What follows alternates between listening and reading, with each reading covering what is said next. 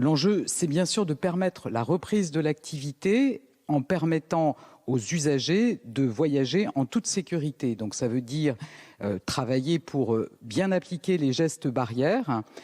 Le premier objectif, c'est de remonter au maximum l'offre de transport public, puisque selon les villes en France, on est à 10 à 30% de l'offre habituelle. Donc il faut revenir le plus vite possible vers 100% de l'offre. Le premier objectif, c'est de remonter au maximum l'offre de transport public, puisque selon les villes en France, on est à 10 à 30% de l'offre habituelle. Donc il faut revenir le plus vite possible vers 100% de l'offre. Et puis, il va falloir drastiquement réduire la demande aux heures de pointe. Ça veut dire continuer à télétravailler pour tous ceux qui le font aujourd'hui.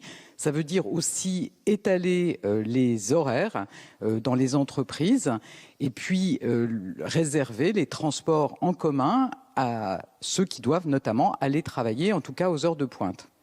Toutes les conditions sanitaires, évidemment, on s'en préoccupe pour les usagers, on s'en préoccupe aussi pour les agents. Tous les agents qui sont en contact avec le public auront bien évidemment, eux aussi, des masques. Donc moi, je veux rassurer les salariés de ces entreprises et leur rendre hommage aussi, parce que depuis le début de la crise, ils continuent à être sur le terrain, mais on s'assure bien sûr que ça se fait en toute sécurité aussi pour eux. Je veux vraiment booster le vélo avec un plan de 20 millions d'euros pour permettre aux Français de se mettre ou de se remettre au vélo. Ça veut dire lever tous les obstacles et on accompagne les collectivités qui font des pistes cyclables temporaires avec un guide qui a été publié par mon ministère.